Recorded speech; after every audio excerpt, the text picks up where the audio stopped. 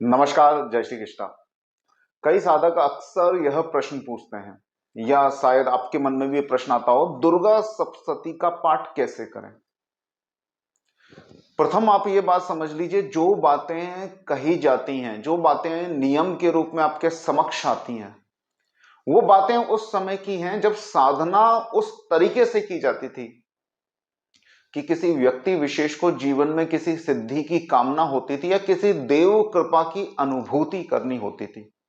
तब अपने जीवन से वो एक विशेष कालखंड को अलग करके, यानी कि कुछ दिन, कुछ महीने या कुछ साल निकाल कर वो एकांत में चला जाता था और उस मंत्र के द्वारा अपनी यथासंभव सिद्धि को प्राप्त करके या देव को दर्शन करके ही वापस लौट कर आता था। तो उस युग के नियमों को आप तोड़ फोड़ के इस युग में अपनाना चाहते हैं तो वो नहीं हो पाता। देश काल परिस्थिति बदल चुकी है, इसलिए आपको आज के संदर्भ में ही सोचना पड़ेगा कि उन महाविद्याओं को, महाशक्ति को मैं आत्मसात कैसे करूं। तो नियमों की जो कठिनता आपको दिखाई देती है, जो आपके शायद गुरु बताते हो या शास्त्रों में कई बार आपको देखने को मिलती हो, तो उसके पीछे ज्यादा चिंता करने का कोई सार नहीं है। तो क्या करना चाहिए? देखिए, इसको आप कुछ भागों में डिवाइड करके देखिए। आपके पास समय कम है तो आप निश्चित कीजिए कि नवार्ण मंत्र की माला करके और कवच का पाठ करके आप एक अध्याय का रोज पाठ कर सकते हैं।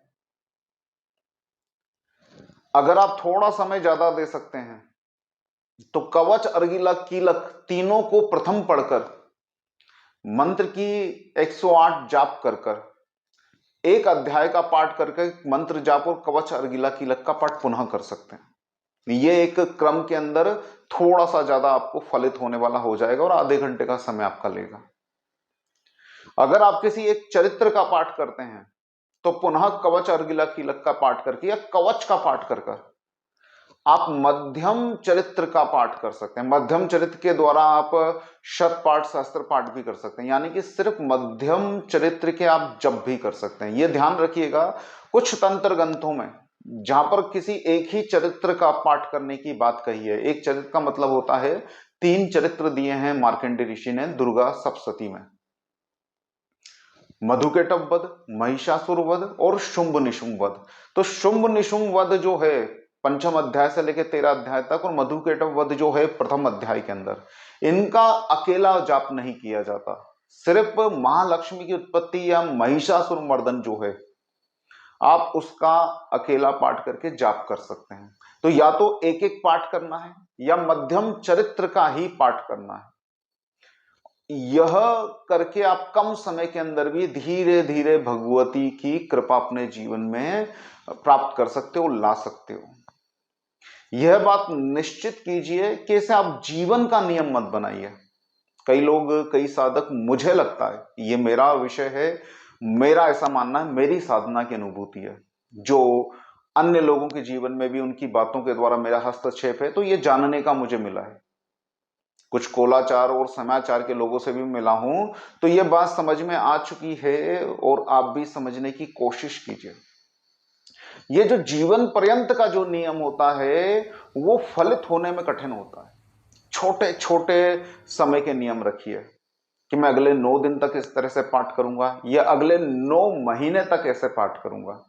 समय को जरूर डिसाइड कीजिए ताकि आप उसको पूर्ण कर सकें और पूर्ण होने पर अर्पण कर सकें, और अर्पण होने पर वो अर्पण की हुई जो आपका जो भी आपने तप किया है, जब उसको आप अर्पण करेंगे तो वो आपके जीवन में फलित हो सके, माने पुनः आपको उसका फल प्राप्त हो सके। आप जो कर रहे हैं, आपने मान लीजिए संकल्प लिया कि मैं 1000 पाठ करूंगा, तो 1000 पाठ करके जब आप अर्पण करेंगे तभी तो वो संकल्प के रूप में आपके जीवन में फलित होगा, वो संकल्प का फल आपको मिलेगा। तो एक एक पाठ करके भी कर सकते हैं, कवच या मंत्र जाप उसके साथ रखिए। आप समय को बांध के कीजिए कि 13 दिन में मुझे 13 पाठ करने, और 13 पाठ पूर्ण होने पर मुझे भगवती की आरती, वंदना और उनको संपूर्ण पाठ अर्पण करना, किसी मंदिर में जाके प्रसाद चढ़ाना, पुनः 13 पाठ 13 दिन के अंदर कर सकते हैं। या मध्यम चरित्र के आप 9 पाठ, 100 पाठ, 1000 पाठ जो आपकी श्रद्धा हो वो कर सकते हैं। पुनः उसको पूर्ण करके भगवती को समर्पित कीजिए। बस इसमें एक विशेष सावधानी रखिए जो मुझे लगता है आपको बतानी चाहिए।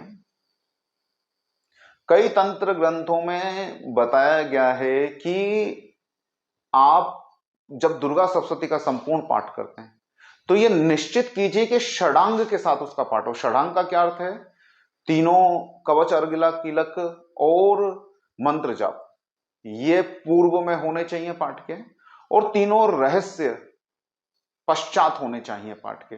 ये षडांग का नियम आपको धारण करना चाहिए अगर आप संपूर्ण सप्तशती का एक बार में पाठ करते हैं। ऐसी एक कथा भी आती है कि रावण चंडी उपासक होने के बाद भी अपने शत्रु राम से हार कैसे गया, मृत्यु को कैसे प्राप्त हुआ।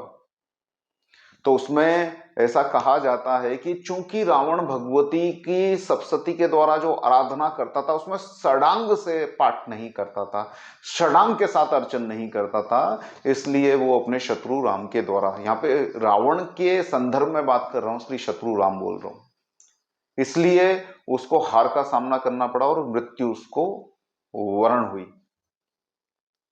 इसके बहुत सारे दूसरे पक्ष भी हैं, लेकिन इस कथा के द्वारा सिर्फ दर्शाया ये गया है कि कितना महत्वपूर्ण है सप्तशती का जब आप पाठ करो तो षडांग के साथ करो। तो निश्चिंत रहिए, अगर समय कम है तो आप छोटे छोटे टुकड़ों में भी भगवती के उनका सप्तशती का पाठ कर सकते हैं। अगर एक चरित्र का पाठ करना है तो सिर्फ मध्यम चरित्र का पाठ कर सकते हैं। संपूर्ण सप्तशती जब भी आप पाठ करें तो षडांग के साथ करें। नमस्कार, जय श्री कृष्णा।